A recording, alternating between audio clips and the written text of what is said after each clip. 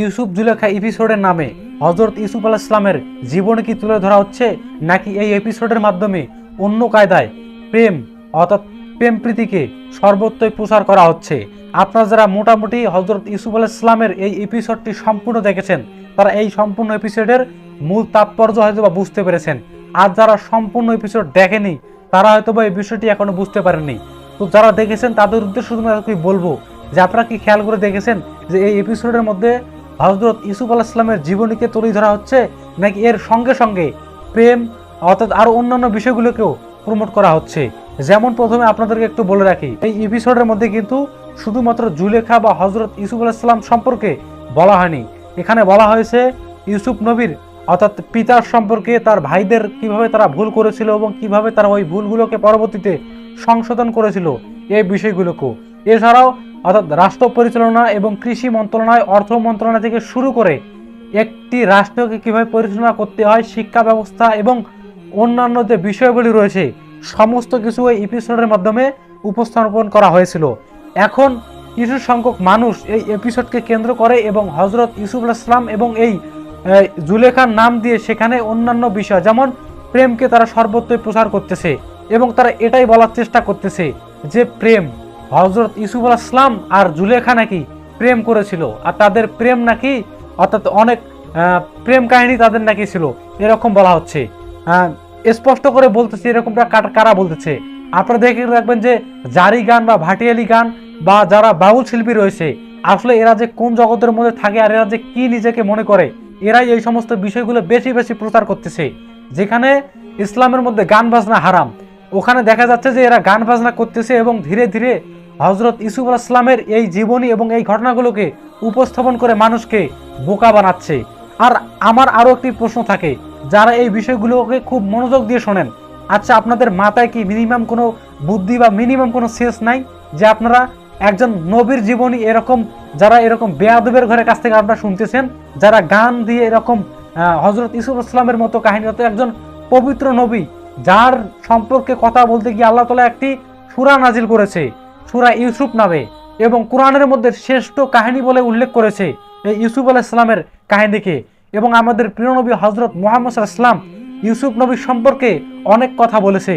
এরকম একজন মর্যাদাপূর্ণ রসুল সম্পর্কে, মর্যাদাপূর্ণ নবী সম্পর্কে আপনারা কি রকম এরকম মিথ্যা এবং কুধারণা নিজেদের মনের মধ্যে ধারণ করেন? আরো সবথেকে খারাপ লাগে এবং বেশি রাগ জ্বলে এই বিষয়টাকে নিয়ে, আমি অন্যভাবে কথা বলছি, কেউ মাইন্ডে নেবেন না, আরো বেশি রাগ ওঠে এই বিষয়গুলোকে দেখে যখন কিছু বেয়াদব, যখন কিছু ভণ্ড, আমি এভাবে বলতেছি, আমি বাধ্য হচ্ছি, যখন আমি দেখি সোশ্যাল মিডিয়ার মধ্যে এরকম কিছু ভণ্ড, এরকম কিছু বেয়াদব হযরত ইউসুফ আলাইহিস সালামের জীবনীকে গান বাদ্য এবং বাদ্যযন্ত্রের মাধ্যমে উপস্থাপন করে মানুষের সামনে সেগুলো অর্থাৎ ছড়িয়ে দেয়, এবং মানে মানুষ দেখুন কিরকম বোকা এবং কিরকম নির্লজ্জ, তারা এগুলোকে হাজার হাজার মানুষ এগুলোকে দেখে।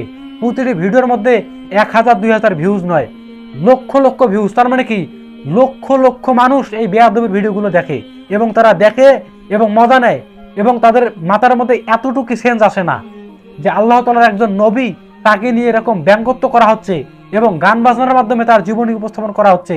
আমরা এখন এগুলো শুনবো? এটা কি আমাদের সংস্কৃতি? এটাই কি আমাদের শিষ্টাচার? এটাই কি আমাদের আদব কায়দা যে একজন আল্লাহ তাআলার একজন প্রিয় নবীকে এরকম ভাবে উপস্থাপন করা হচ্ছে আর আমরা লক্ষ লক্ষ মানুষ ওই ভিডিওগুলোকে দেখতেছি? আমাদের বিবেক বুদ্ধি, আমাদের সচেতনতা কখন জাগ্রত হবে? সমাজের কোন পর্যায়ে গেলে মানুষ এরকম কাজ করতে পারে যে একজন নবীর জীবনী এইরকম বাদ্যযন্ত্রের মাধ্যমে উপস্থাপন করে এবং আমরা নির্লজ্জের মতো তা শুনি? এবং আমরা মনে মনে ভাবি, অর্থাৎ অনেকে মনে মনে ভাবে আমরা অনেক সওয়াবের কাজ করতেছি। কেন? আমরা তো নবীর রাসূলের জীবনী শুনতেছি। আরে ভাই, আপনি সওয়াবের কাজ করতেছেন নাকি আপনি কি করতেছেন একটু ভেবেচিন্তে দেখেন। আল্লাহ তাআলা একজন নবীকে ভালোবাসে এবং ওই নবীর কথা কোরআনের মধ্যে বলেছে, এবং শ্রেষ্ঠ পয়গম্বর নবী মুহাম্মদ সাল্লাল্লাহু আলাইহি ওয়াসাল্লাম ওই নবী সম্পর্কে বলেছে এবং ওই নবীকে ভাই বলে সম্বোধন করেছে।